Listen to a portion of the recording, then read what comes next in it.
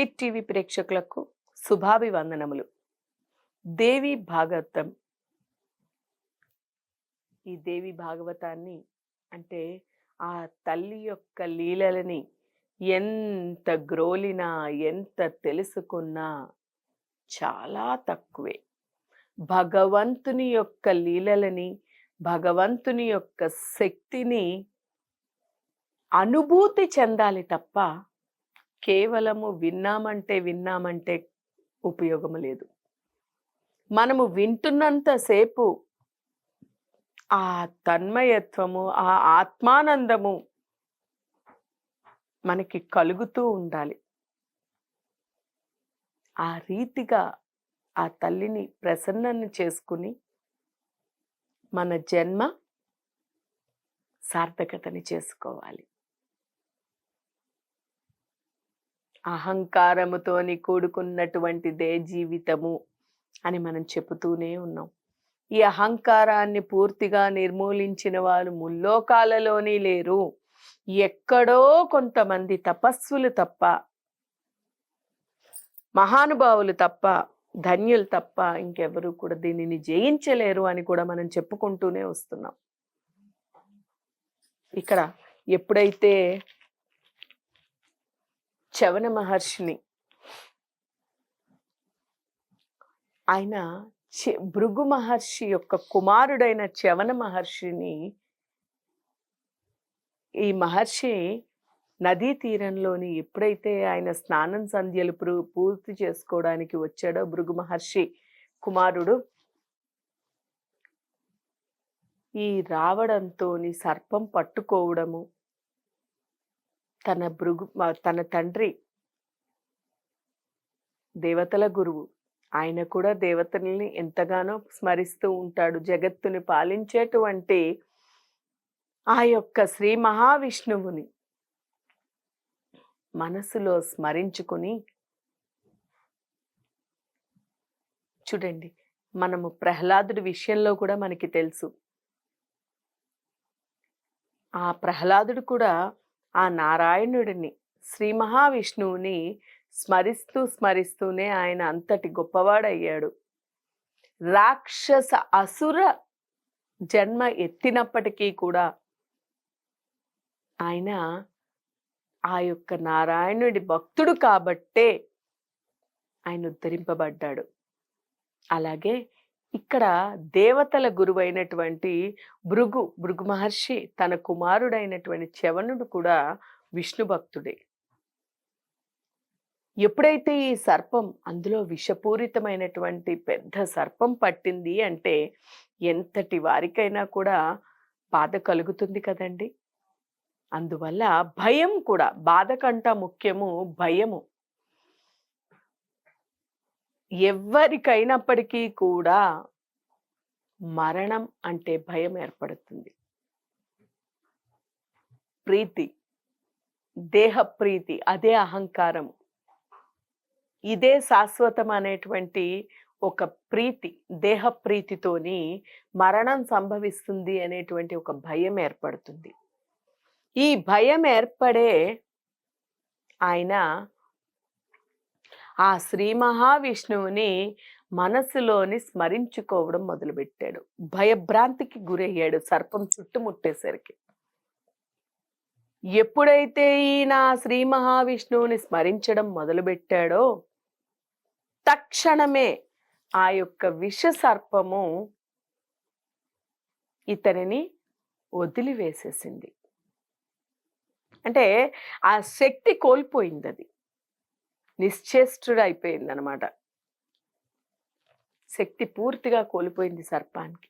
ఎందుకంటే అంతా కూడా శ్రీ మహావిష్ణువు యొక్క ఆధీనంలోని ఆజ్ఞగానే నడుస్తూ ఉంటుంది కదండి. మనం ముందు కూడా చెప్పుకున్నాం, ఏదైనా కూడా పరమాత్ముడు ఎంత నిమిత్తంగా ఉండి, సాక్షిభూతిగా ఉండి మనల్ని నడిపిస్తూ ఉంటాడో అంతటికీ నీవే కారణం, నీ కర్మే కారణం అని మనం చెప్పుకున్నామో, ఇక్కడ సర్ప సర్పం పూర్తిగా చుట్టుకుపోయినప్పటికీ కూడా తనని తాను రక్షించుకోవడానికి తను ఒక జ్ఞానిగా ఆ శ్రీ మహావిష్ణువు యొక్క పాదాలు పట్టాడు కాబట్టే నీవు తప్ప దిక్కు లేదు, అన్యము లేదు అనేటువంటి భావనతో ఉన్నాడు కాబట్టే సంపూర్ణంగా శరణాగతికి చేరుకున్నాడు కాబట్టి తక్షణమే అంతటి మహాసర్పము కూడా ఏమీ చేయలేక నిశ్చేష్టమైపోయి వదిలివేసింది. ఎప్పుడైతే చవనుణ్ణి పూర్తిగా వదిలేసిందో ఆ సర్పము, చవన మహర్షి నీటిలోని పడిపోయాడు. అలా నీటిలో పడుతూ పడుతూ లోపలికి వెళుతూ పాతాళంలోనికి పడిపోయాడు. అక్కడ సర్పానికి ఆయన ఎక్కడ శపిస్తాడో అనేటువంటి భయం, ఇక్కడ ఈయనకి ఆ సర్పం ఎక్కడ కాటు వేస్తుందో అనేటువంటి భయం. అందువల్ల ఆ సర్పం విడనాడడంతో ఆయన పాతాళంలోని పడ్డాడు. అక్కడ పాతాళంలోని రాజ్యం ఏలుతుండేటువంటి ఆ రాజు ఎవరయ్యా అంటే ప్రహ్లాదుడు. ఆయన సైతం విష్ణు భక్తుడే. విష్ణువు ద్వారానే ఆయన సాక్షాత్ ఆయన యొక్క దర్శనాన్ని కూడా పొంది, నారసింహుడుగా దర్శనాన్ని కూడా పొంది పాతాళంలోనికి వెళ్ళి తన రాజ్యాన్ని తను నడుపుకుంటూ ఉన్నాడు. ఎప్పుడైతే ఆ చవనుల వారిని అక్కడ చూశాడో ఆయన్ని ఆహ్వానించి గౌరవ మర్యాదలతోని ఆయనకి గురు సోషల్ అన్నీ కూడా పూర్తి చేసి చేయవలసిన రీతిలో అంతా కూడా చేసి ఒక సింహాసనాన్ని ఏర్పరిచి సింహాసనంపై ఆయనని కూర్చోబెట్టి అప్పుడు కుశల ప్రశ్నలు వేయడం మొదలుపెట్టాడు. నాయనా స్వామి, చవన మహర్షి మహానుభావ, మిమ్మల్ని ఇంద్రుడు పంపాడా? ఎందుకంటే ప్రతిసారి కూడా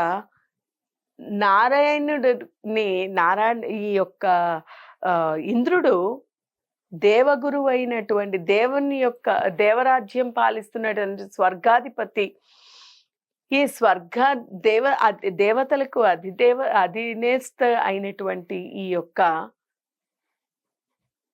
దేవరాజు అయినటువంటి మన ఇంద్రుడు ఎప్పుడూ కూడా అసురులతోని యుద్ధాలకి గొడవలకి ముందుకి కాలు దువ్వుతూ ఉంటాడు కదా. ఆ రీతిలోని నిన్ను దేవేంద్రుడు పంపాడా ఇక్కడికి, నా దగ్గరికి? ఎందుకు వచ్చారు మీరు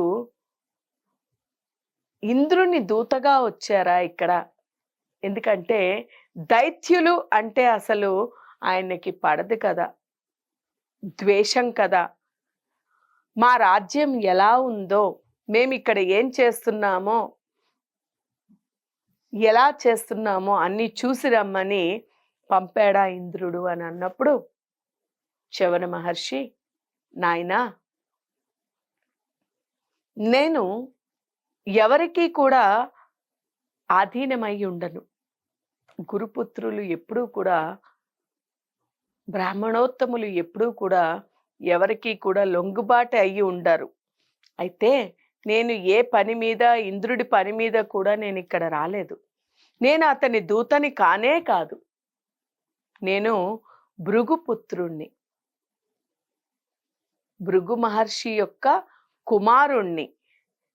నేను స్వేత్రుణ్ణి అంటే స్వతంత్రుణ్ణి. నేను ఎవరికి కూడా ఆధీనంలో ఉండేటువంటి వాడిని కాదు. నేను స్వతంత్రుణ్ణి. నేను ఎవరో చెబితే రాలేదు. నేను ఇక్కడ ధర్మ తత్పరుణ్ణి కూడా. అందువల్ల నేను ఎవరి ఆధీనంలోని ఉండను. నువ్వు అనవసరంగా నన్ను శంకించకు, అనవసరంగా ఏదేదో ఆలోచనలు చేయకు. నర్మదా నది పుణ్య తీరంలోని స్నానము నేను చేస్తూ సంధ్య వార్చుకుందామని స్నానం చేస్తూ ఉండగా అక్కడ ఒక పెద్ద భయంకరమైనటువంటి ఒక విషసర్పము నన్ను చుట్టుముట్టి నన్ను నీటిలోని నేను ఎప్పుడైతే విష్ణునామ స్మరణ భగవన్నామ స్మరణ చేయడం మొదలుపెట్టానో నన్ను ఆ నీటిలో వదిలివేసింది. ఆ వదిలివేసిన కారణంగానే నేను ఇక్కడికి రావడం జరిగింది. ఈ వచ్చినందువల్లే నీ యొక్క దర్శనం కూడా నాకు లభించింది. అంతే తప్ప నన్ను ఎవరు కూడా పంపించలేదు. నేను ఎవరికీ కూడా దాసుణ్ణి కాదు. నీవు విష్ణు భక్తుడివే, నేను విష్ణు భక్తుడినే. ఒక విష్ణు భక్తుడు ఇంకో విష్ణు భక్తుడిని కలిసినట్టుగా వచ్చాము అని చెప్పడంతోనే ప్రహ్లాదుడు ఎంతగానో సంతోషించాడు. అప్పుడు స్వామి, నాయన చవన మహర్షి, నీవు భూలోకమంతా కూడా తిరిగి ఉన్నవాడివి.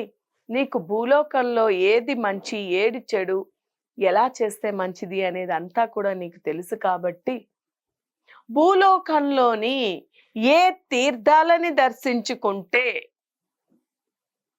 ఏ తీర్థాలలో స్నానం చేస్తే, ఏ పుణ్యక్షేత్రాలని దర్శించుకుంటే మంచిదో నాకు తెలియపరచండి. నేను భూలోకంలో ఉండేటువంటి తీర్థాలలోని, అలాగే భూలోకంలోని పుణ్యక్షేత్రాల దర్శనాలు చేసుకోవాలి అని తప్పిస్తున్నాను కాబట్టి దయచేసి నాకు వివరంగా చెప్పండి అని అడగడం జరిగింది. ఎప్పుడైతే ఆయన ఆ రకంగా అడిగాడో తక్షణమే మొదలుపెట్టాడు ఈయన. నాయనా హిరణ్యకశిప నందన, నాయనా ప్రహ్లాద, హిరణ్యుడు కుమారుడైనటువంటి నీకు చెప్పదగినది. ఎందుకంటే విష్ణు భక్తుడు కూడా నువ్వు, నీకు చెప్పకూడని అంటూ ఏమీ లేదు. అసలు మనోవాక్కాయ కర్మలన్నీ కూడా శుద్ధిగా ఉన్నాయి అంటే నీకు అడుగు అడుగునా కూడా పుణ్యతీర్థమే. ప్రతి స్థలము కూడా పవిత్ర స్థలమే. అంటే మనోవాక్కాయ కర్మలు అంటే త్రికరణ శుద్ధి. త్రికరణ శుద్ధి లేకుండా నీవు ఎన్ని తీర్థాలలో మునిగినా, నీవు ఎన్ని పుణ్యక్షేత్ర దర్శనాలు చేసుకున్నా కూడా వ్యర్థమే. అయినప్పటికీ కూడా పాప పంకితుడివే అవుతావు. నీ మనస్సు అంతా కూడా పాపరహితంగానే ఉంటుంది. మరి ఏమి చేస్తే ఇది తొలగుతుంది అనేటువంటిది మనం రాబోయే ఎపిసోడ్లో తెలుసుకుందాం. హరి ఓం తత్సత్.